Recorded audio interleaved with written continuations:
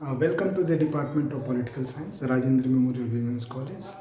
मैं इस video lecture में आपको BA part second paper third के एक टॉपिक पे चर्चा करूंगा और टॉपिक का नाम है फेडरलिज्म इन इंडिया या फेडरल सिस्टम इन इंडिया।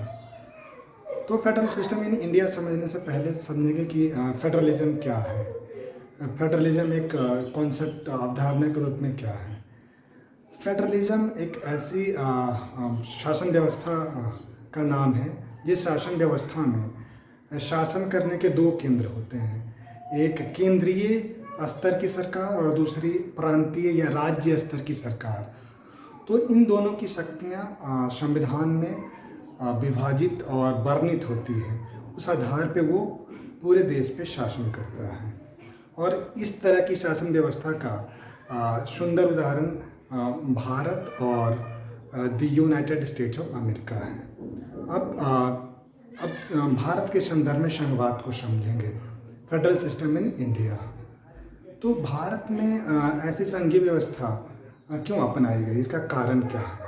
अगर हम भारत में अपनाए गए संघीय व्यवस्था के कारणों को बारे में समझें तो समझ में ये आता है कि भारत एक बहुत ही विशाल देश है।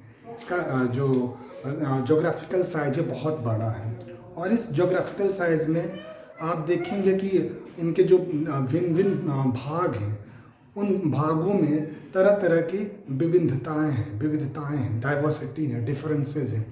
वो विविधताएं भौगोलिक भी हैं, साथ में सामाजिक, आर्थिक और सांस्कृतिक है। तो जो भारत का एक बृहद स्वरूप और इन पहलुओं में जो डिफरेंसेस है और जो डाइवर्सिटी है उसके कारण भारत के संविधान निर्माता ने ये सोचा कि भारत के लिए संघीय व्यवस्था कारगर होगी और जो कि सही मालूम भी पड़ रहा है, क्योंकि आज संविधान के 70 सालों के बाद भी ये संघीय ढांचा अभी भी कारगर साबित हो रहा है। तो इस प्रकार भारत में शासन व्यवस्था के रूप में संघीय व्यवस्था को अपनाया गया। अब जब भारत में संघीय व्यवस्था है तो ऑब्वियसली आपको पता होगा कि एक संघीय व्यवस्था में दो स्तर की सरकार होगी, एक सरकार केंद्र स्तर की होगी और दूसरी सरकार राज्य स्तर की होगी।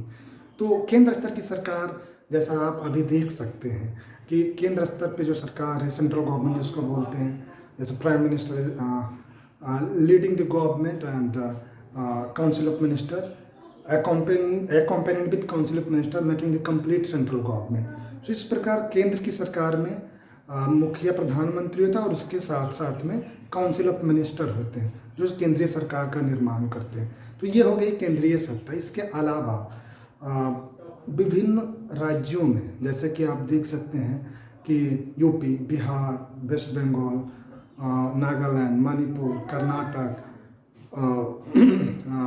मध्य प्रदेश, छत्तीसगढ़, तो इन सभी प्रांतों में राज्य की सरकार है। तो इस प्रकार भारत की जो संघीय ढांचा है उसमें दो स्तर की सरकार दिख रही है, एक तो केंद्र स्तर पे और दूसरे राज्य, विभिन्न राज्यों पे ये क्षेत्रीय या प्रांतीय सरकार की मौजूदगी देखी जा सकती है। अब आती है बात कि जो भारत का संघीय ढांचा है उसका स्वरूप क्या है, उसका नेचर क्या है। तो अगर देखा जाए संविधान में कहीं भी फेडरेशन वर्ड का इस्तेमाल नहीं किया गया है, संघवाद शब्द का इस्तेमाल, संघ शब्द का इस्तेमाल कहीं नहीं किया गया। भारतीय संविधान में फेडरेशन के जगह यूनियन ऑफ स्टेट की चर्चा की गई है और यूनियन ऑफ स्टेट की चर्चा इसलिए की गई है क्योंकि भारतीय संविधान निर्माता का ये मानना था कि भारत अमेरिका की तरह संघ नहीं है, ये मतलब संघ राज्यों का संघ नहीं है, बल्कि ये यूनियन ऑफ स्टेट्स है। मतलब जहाँ बहुत सारे राज्य संधि करके इसमें शामिल नहीं है, बल्कि ये पहले से भारत का हिस्सा थे और भारत के विविधताओं के कारण इनका वर्गीकरण चाहे वो भौगोलिक रहा हो, जोग्राफिकल या इकोनॉमिक डिफरेंसेस के कारण रहा हो, इन सभी पहलुओं को देखकर भारत के पूरे भाग में छोटे छोटे प्रांत बनाएंगे, इसलिए इसको फेडरेशन की जगह यूनियन ऑफ स्टेट्स कहे हैं। अगर हम डॉक्टर बाबा साहेब भीमराव अम्बेडकर के शब्दों में बात करें तो इन सभी प्रांतों को भारत का अभिन्न हिस्सा कहा जाएगा और ये भारत से अलग नहीं हो सकते। तो इस प्रकार आपने देखा कि भारतीय जो संघीय व्यवस्था है, जो संघीय ढांचा है, वो अमेरिका से अलग है। क्योंकि अमेरिका में जो राज्य हैं वो वहाँ से अलग हो सकते हैं, बट किंतु भारत में वो अलग नहीं हो सकते हैं। अब जैसा कि आपको पता होगा कि भारतीय संघीय व्यवस्था और संघीय व्यवस्था से कुछ अलग है, तो इसकी विशेषताएं भी उनसे कुछ अलग होगी।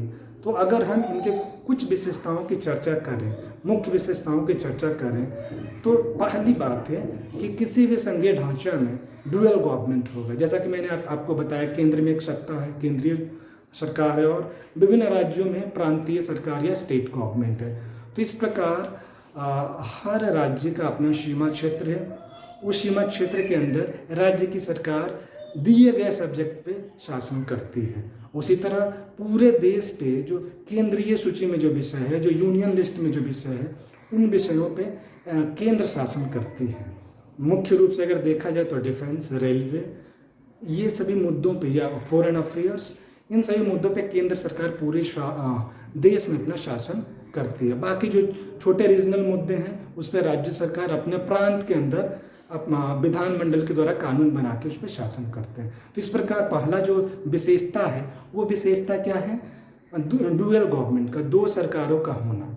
अब अगला है विशेषता जिसको हम बोलते हैं डिवीजन ऑफ पावर। तो division of power clear cut है कि अगर केंद्र और राज्य सरकार की शक्तियों का क्लियर कट डिवीजन नहीं होगा तो हमेशा एक कन्फ्यूजन की स्थिति होगी, और इस कन्फ्यूजन के कारण सरकार आपस में मीन्स मतभेद रखेगी, जिससे शासन व्यवस्था चलाना मुश्किल हो जाएगा। इसलिए शक्तियों का क्लियर कट डिवीजन जरूरी है। अब तीसरा जो विशेषता है वो है लिखित संविधान और संविधान का रिजिड कॉन्स्टिट्यूशन होना, written constitution and rigid constitution. ऐसा क्यों? जैसा कि मैंने अभी आपको बताया कि जो शक्तियों का विभाजन है, डिवीजन ऑफ पावर सेंटर और स्टेट गवर्नमेंट के बीच में, वो क्लियरली रिटन होना चाहिए। तो रिटन कहाँ हो? कॉन्स्टिट्यूशन में होगा। इसलिए रिटन कॉन्स्टिट्यूशन मैंडेटरी है, और साथ में कॉन्स्टिट्यूशन का रिजिड होना भी जरूरी है। क्यों? क्योंकि संघीय ढांचा का जो स्वरूप है, अगर कॉन्स्टिट्यूशन रिजिड नहीं होगा तो इसको इजीली सेंट्रल लेजिस्लेचर मतलब इंडियन पार्लियामेंट इसको अमेंड करके, चेंज करके इसके स्वरूप को ही चेंज कर देगा। तो इसलिए रिटन कॉन्स्टिट्यूशन साथ में कॉन्स्टिट्यूशन का रिजिड भी, कठोर होना भी जरूरी है। अब चौथी विशेषता है, अगर देखें तो पूरी अगर बात की जाए तो अगर मतलब फिर भी संविधान में वर्णित प्रावधानों के होते हुए भी विभिन्न राज्यों के बीच मतभेद देखा जाता है, केंद्र और राज्यों के बीच मतभेद देखा जाता है। तो इन मतभेद और इन कॉन्फ्लिक्ट्स को कौन रिजॉल्व करेगा? तो रिजॉल्व करने के लिए एक इंडिपेंडेंट एंड इम्पार्शियल जुडिशियरी होना चाहिए, मतलब स्वतंत्र और निष्पक्ष न्यायालय होना चाहिए जो इन मुद्दों का सही से निपटारा करे और जिससे मतभेदों को खत्म किया जा सके। तो इस प्रकार ये चौथी विशेषता थी। और जो अंतिम और महत्वपूर्ण विशेषता है वो है सिंगल सिटीजनशिप। भारतीय संघीय व्यवस्था में, इंडियन फेडरल सिस्टम में सिंगल सिटीजनशिप का प्रावधान है। इसके पहले एक अपवाद था जम्मू कश्मीर में, जहां अनुच्छेद 370 के हिसाब से वहाँ एक सेपरेट सिटीजनशिप था जम्मू कश्मीर का, जो कि रिसेंटली उसको एब्रोगेट कर दिया गया। बट आर्टिकल 370 अभी भी वर्तमान में उनके वो विशेष प्रावधान को खत्म किया गया। तो इस प्रकार मैंने आपको इस वीडियो में बताया कि संघवाद क्या है, फिर भारत के संदर्भ में संघवाद क्या है, और जो भारत का संघीय ढांचा है उसका प्रकृति क्या है, और फिर भारत की संघीय व्यवस्था की मुख्य विशेषताओं की चर्चा की। Thank you for watching. Share with your friends so that they can also get benefited.